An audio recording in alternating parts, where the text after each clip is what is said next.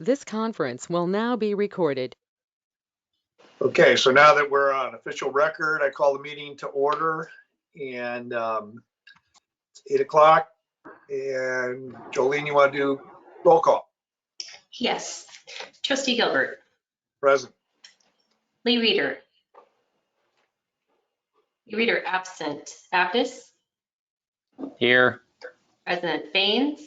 Here. President Brandis. Brandis here. Thank you, Burns. Here. Burns, President Jones. Here. Okay. Thank you. Okay, Kevin, we approval of the agenda. Yeah, no changes from staff, so I'd entertain a motion for approval. So moved.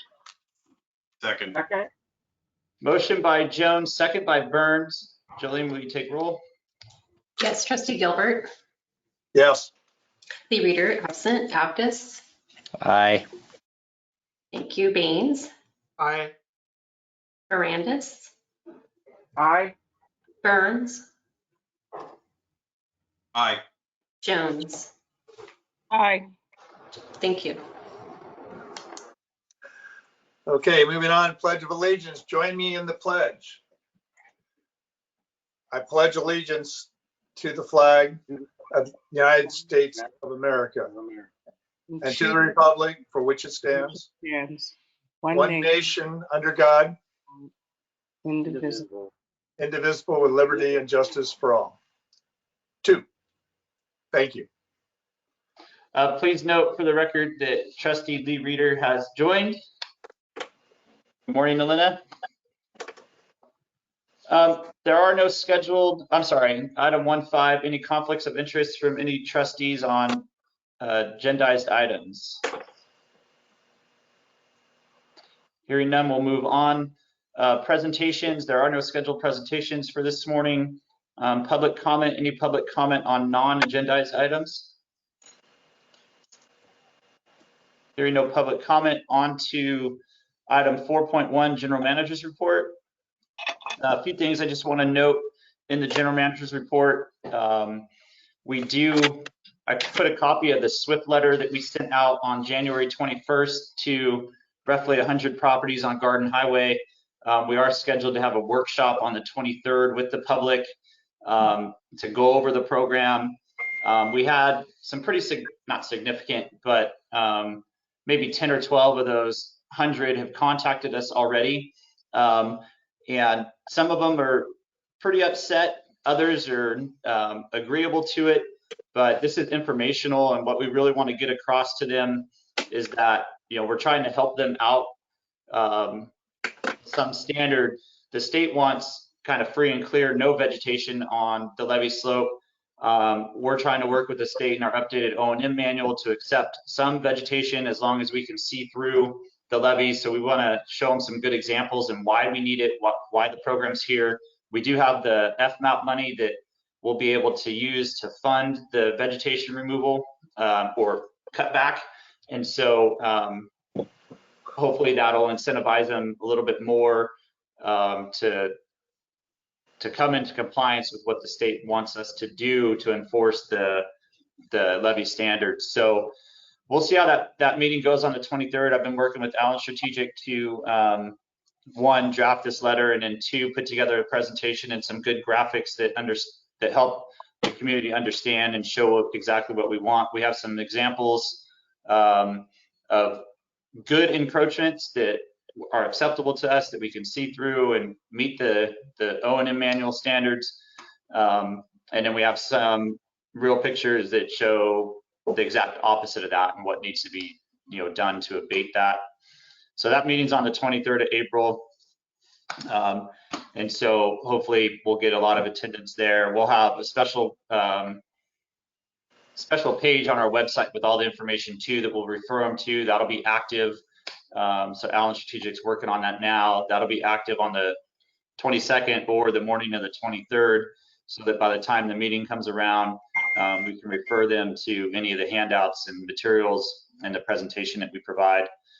CSDA's take action brief for January is included in the general manager's report. I do want to note that they've developed this pretty cool thing as far as grant funding opportunities. And so I plan to take advantage of that and send into, I'm trying to scroll to the screen, to do right here, the federal infrastructure package resources. So there's a webinar on the 23rd of February that I'll tune into, but also there's a suite of grant services that they provide. And so we can list our projects, and then they'll keep an eye on what grant opportunities are available that our project might fit. So I definitely was interested in seeing that in their take action brief, and we'll be participating in that, and hopefully there's a portal for project idea portal. Submit what we have, really rough, and they'll give us, they'll identify and apply for open grants. So we'll see what the program has to offer, but it's another way to bring funding into the district for our CIP, and we do want to be very active in doing that. Speaking of grant funding, I did receive from Nick and Elena what was talked about last month, as far as the trash cleanup grant that was provided by the state. It was run by the Department of Transportation. Applications were due February 1st, and we just didn't have enough time to put together a package. And there were a couple things that kind of turned me off anyway in that program, and maybe we wouldn't have been successful. And it had to do with, it can't do anything with homeless population. And a lot of our trash and debris that we have is directly related to the homeless population. So I was kind of curious. I want to follow up and see what grants are awarded and what kind of projects were successful. So hopefully, if the funding's available next year, we could package something very similar to that example. So thanks for sending that over.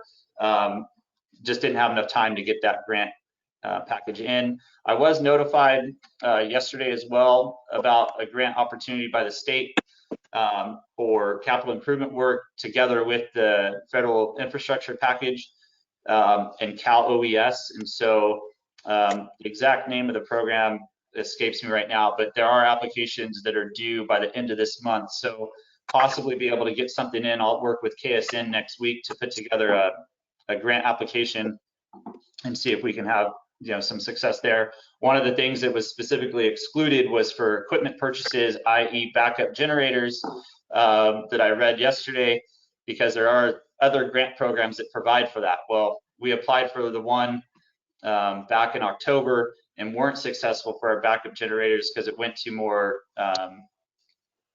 low income neighborhoods, and mainly for fire protection, generators for fire protection and water supply, so drinking water supply for communities. We did submit, but weren't successful. So the Cal OES grant that I was notified of yesterday is a little bit different.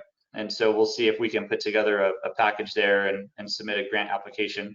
In order to do that, we may have to schedule a special board meeting. I'll have to read through, to authorize me to submit the grant application on behalf of the district. It usually requires a resolution. So I'll look at those requirements and let you all know. And sometimes they allow you to do it retroactively. So you submit the grant application and come back and have the board approve it at the next meeting. So I'll let you all know about that. And then I did want to point out there's a leadership conference aimed mainly at board members. There's one in San Diego from April 3rd through the 6th, and then one in Napa from September 18th to the 21st. So if anyone was interested to attend, we do have money in the budget for it. Let me know and we'll get you signed up. And you can tell me now or later if you want to read through it a little bit more. I think there is a little bit of a discount if we sign up early. And if we have more than 2 or 3 trustees attend, there's a couple $100 savings that gets applied. So that's it. Any questions on the general manager's report?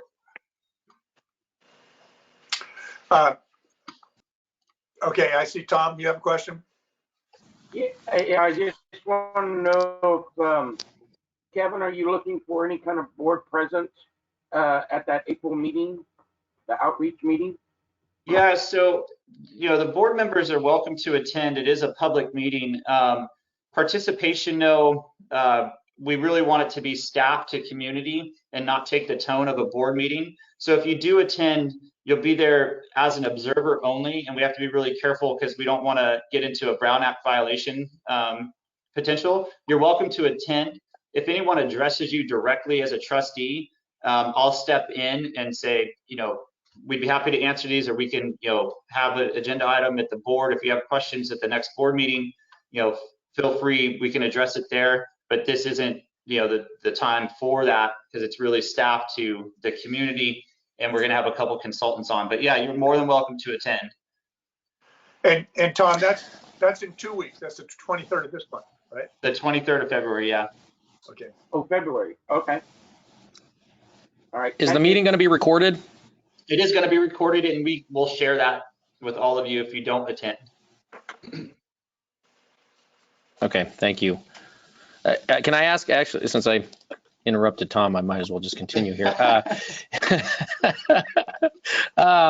So on the trash pickup, obviously a very keen interest in that. I mean, I'm going to say it again, the drainage channel, the drainage way in the NEM deck is just god awful. And so, I'm going to just say it again, whatever we can do to partner with other agencies to share the costs of that cleanup, I think would be something I want to talk about further. So I know there are many layers of complexity there, but it's pretty bad. And I know it's bad everywhere, but it's in that main drainage channel, and it goes down. And these are not, pockets of trash that are homeless encampments. These are the leftovers of washed out encampments and washed out trash and, in the brush and trees. Yeah, I mean, yeah. Yep, hear you. Thank you. One other thing on the GM report, my evaluation, I've completed the self-evaluation part. I will be sending that to Scott and Rebecca for distribution, just like last year, and then we'll have a closed session item in March. So the trustees will fill out, their portion of the evaluation like last year, get those to Scott and Rebecca. They'll compile them, and then we'll have a closed session item in March. Kevin, this is Chris. I had a question on page 9, the hydraulic model. Yes. It seems, are we still waiting for the city and the county to sign the agreement? Or is that a little? No, the reimbursement agreement's been signed, and we have received payment from the city and county. And I think it's the county that's paying in chunks. And so we have some payables due in the next couple fiscal years to repay. So that's done. There is the other agreement that we are talking with the city about currently, and that has to do with the geotechnical exploration. So we had a project team meeting earlier this week on that, and I'm just waiting to hear back from the city if that's a go or not. Tom Plummer, who is with CSI, I had asked for a project schedule and an update, and right after he sent me that email that I quoted in the GM report, I hadn't heard from him in about 2 weeks. He had some pretty significant family issues. So I did hear from him earlier this week, and he's going to be working on a schedule for us. So Nick, I know you're interested in that, but yeah, he had to take a couple weeks off here. So. Okay, I want to make sure if we needed to push the city and county to sign it. So thank you. Yeah, and then on Rosin Court, Scott, Rebecca, and I went through the draft of the lease agreement. We've made our changes to stick to our deal points and sent those back to the city. Sent that off last week, and so waiting to hear back. And as soon as we hear back, I mean, really, the ball's in the city's court. We'll bring it before the board for action. So either approve, deny, or continue to negotiate. All right, thank you. Kevin, Yes, Deborah. on, excuse me, everybody, I have a cold, so if I sound funny. On the evaluation, would you please include, as I requested last year, a copy of the prior year's evaluation? Yeah, absolutely.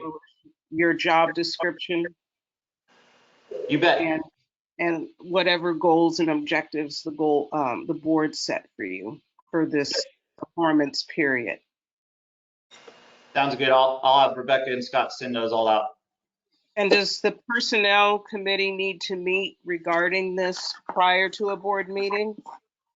So the intent would be at the closed session meeting, if you guys wanted to further deliberate the evaluation with the personnel committee, everyone would have my evaluation, the self-evaluation first and all the background. And then in March, you guys can decide, a path forward, what you want to do. So just like we handled last year.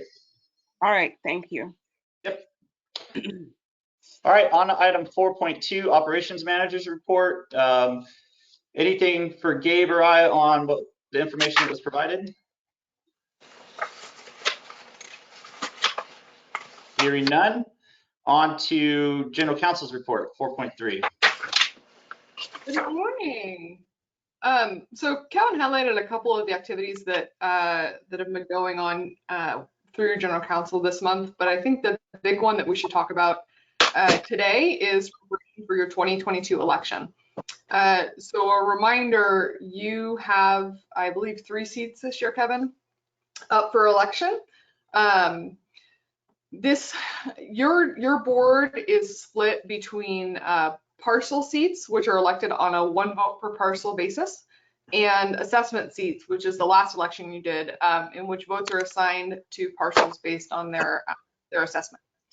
For those of you and from staff who are threatening to throw things at the screen right now, I'm here to inform you that this year's election is a parcel election. So hopefully vote calculation will be much easier. You're not going to end up with ballots that have, strange and enormous numbers of votes that make calculating more difficult as you would in an assessment or in an assessment election. So I've outlined here the general steps that we'll be taking through the year to move you through towards the election.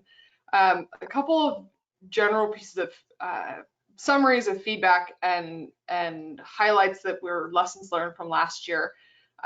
Last election, we got feedback from the board and from you all that we'd really like to do more education and outreach with the public prior to the election to help them understand both what it means to have an election in the district, as well as who the district is and what they've got going on.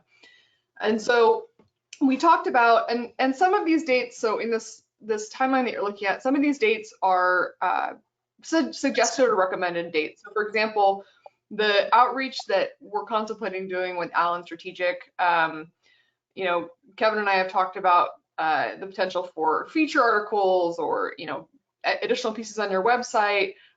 That's all above and beyond what your legal requirements are, but we're recommending, okay, let's get an early start in response to the feedback and the process last year in March, so coming up next month, to start pushing out information about who RD 1000 is and the fact generally that you have an election this year. Some of these dates are going to be set by statute and we don't have any wiggle room. And I raise that because there are a couple of pieces that are going to create or are going to limit your flexibility in the way that you operate. So the first is that we'll need to call the election at least 240 days before we kind of set our election. So before your next regularly scheduled. So this time around, our resolution on your 2022 election, I said at the March 11th date is set just because that's the date of your March meeting. If we were to move that meeting, we'd shift that date. You have a special provision in the water code that requires you every 2 years before your election to look at your basically land uses and compositions within the district and evaluate whether any of your assessment seats versus parcel seats need to be shifted and reallocated. There are certain thresholds of if more than 35% of your, if you're 35% and 20%, I think, Kevin, are your two thresholds. When land uses change to become less agricultural assessed acreage and more residential, the code directs a shift there. I'd be pretty surprised if in the space of 2 years we've seen a significant change, but the board is required to check on that every 2 years. And so the suggested date, because you have a 20-day window under the code in which you need to do that, the suggested date here is just the date that you had set for your May executive committee meeting.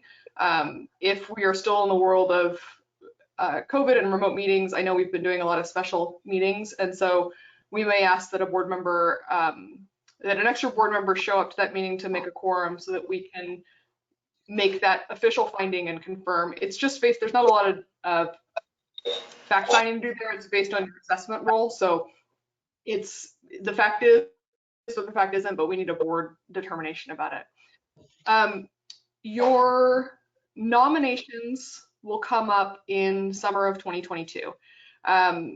The code doesn't require much in terms of publication for nominations, and I think this is one area in which you did over and above last year, and will continue to improve upon, both in doing it earlier than required and in doing it more broadly than required.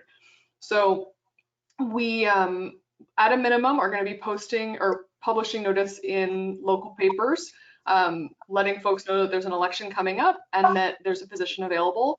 Kevin and I and staff can talk together and with Alan Strategic in more detail about other ways to get that information out and to push that information out to folks who might be interested in serving. But at a bare minimum, we've proposed here notices going out in July, August. At a bare minimum, it's got to get published at least once prior to September 8th.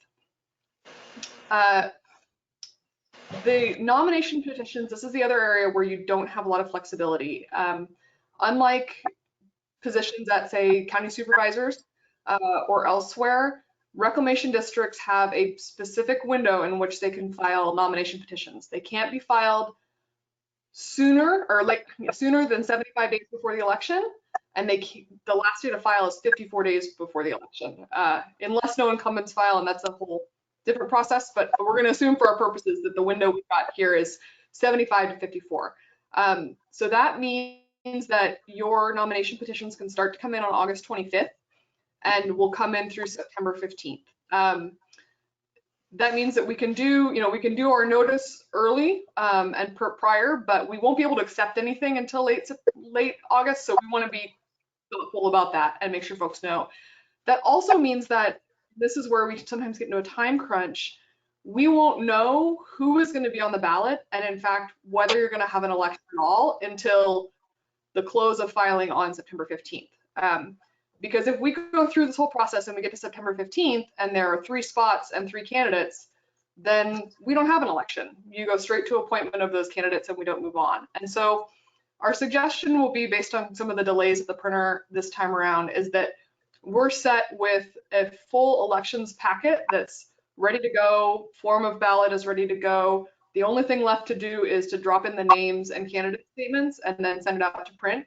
So that when we get up in the morning on September 16th, we'll take whatever materials the candidates have given and move that along towards printing, which I'm hopeful will, especially because now your printer already has all your materials, I'm hopeful we'll kind of move that process along a little quicker.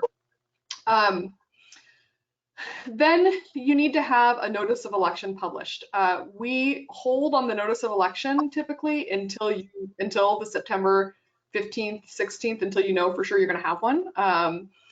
And then on September 15th or 16th, that's when you'll be able to start filing your notice of election. It needs to get published at a minimum once a week in the same paper that you published your nominations, call for nominations, for 4 weeks. Again, this is an area where we can work with staff and with your consultant to identify where else should we make sure folks know. Do we want to do a mailing? Do you want to, I think last year we put a big banner on your website. Where else do we want to make sure we get this information out? You'll see here in the italics, the last day to begin that publication is October 8th. My expectation is that we'll start publication probably sooner than that, but just so you're aware. In order to get it once a week for 4 weeks, we got to do it by October 8th. September and October, as soon as they're printed, election materials can start going out to the voters. Also in this time window is when you're going to identify volunteers for your election counting board. A reminder, this is also a unique feature of the water code, is that reclamation districts have a small group of folks appointed by the County Board of Supervisors who are participating in the election count and going through the election count with you. Last year we had a group of, 2 years ago, we had a group of lovely volunteers who may or may not be willing to do it again. But we'll look for folks who are, they spent some late nights counting ballots in the district office. We did feed them, so that's something. They will be meeting after the general election in order to count ballots for you all. Generally speaking, we're just looking for folks who are neutral. We wouldn't ask existing board members to serve. It just puts you guys in an awkward position. We don't typically have staff serving the counting role because, again, although they're certainly qualified, it puts them in an uncomfortable position. And so we tend to just gather folks from the community who are willing to serve in that role. And it's kind of exciting and often unremarkable. So November 8th will be your election date. And then per the code, first Friday of December is when your newly elected trustees assume office. So that's the macro view. And I will say that you're going to be hearing, I think, repeatedly again and again from us about what's coming up as we go along. But we did want to give you kind of a preview of here's the process that we will march along towards in getting to your November election. So, Kevin, did I miss anything or anything you wanted to add? No, that's great. And just so the trustees know, I know I saw somebody taking notes. I will email this timeline to all of you so you have it in your hands. We will be working with Allen Strategic to come up with that material to send out in some language. And that was based on the feedback after the last election. A lot of folks I heard on Nextdoor were questioning if it was a valid ballot. It's the first time they ever received one because it was a mail-out ballot. So we were kind of inundated with requests immediately after that. And Christina and Jolene did a great job responding to that immediately and putting up the frequently asked questions. But we want to push that out. That was the feedback before, and maybe look for some other ways to improve our counting ability. So we were working on all that, and I'll send this out. So thank you, Rebecca. And yep, Deborah, you have a question? Yes. On the land use matters, I'm assuming that would come through the urbanization committee before the full board takes it up, correct? So it's actually, I mean, you're certainly welcome to bring it, but the way the code sets it is you look at your assessment role and you look at what acreage, how much acreage is classified as agricultural assessments.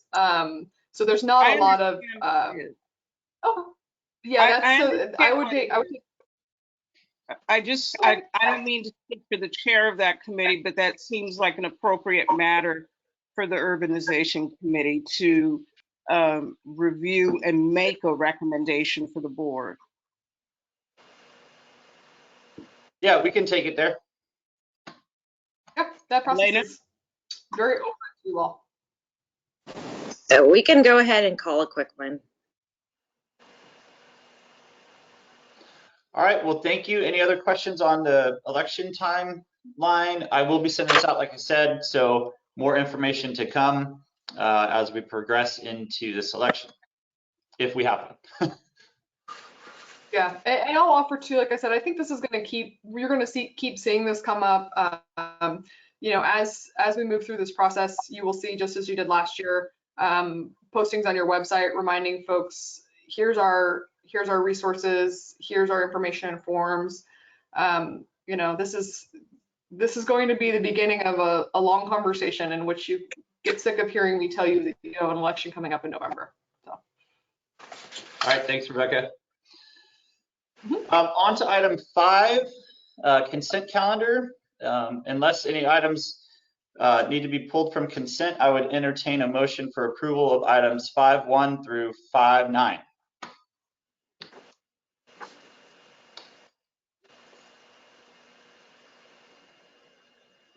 Move approval? Motion by Trustee Baines, second by Lee Reader. Jolene, will you take the roll? I will. Trustee Gilbert. Yes. Gilbert, aye. Lee Reader. Aye. Lee Reader, aye. Aptis. Nick dropped off. Okay. Baines, Aye. Arandis, Aye. Burns, Aye. Jones. Aye. Thank you. Motion's approved. Thanks, Jolene.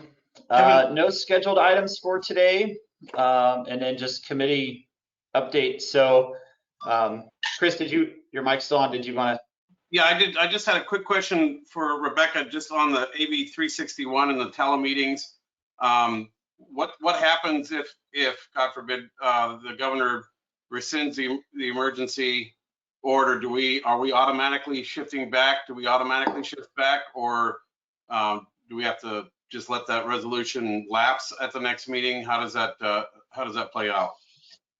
Yeah, sure. Great question. So if and when the governor rescinds his order, then we go back to our old world of Brown Act remote meetings, which means that portions of you can still participate remotely, but we need to have a quorum within the district. We also need to have each remote location available for folks to participate in. So if you're at home, your home also needs to be accessible for members of the public to come and participate. So, Okay, thank you. of course.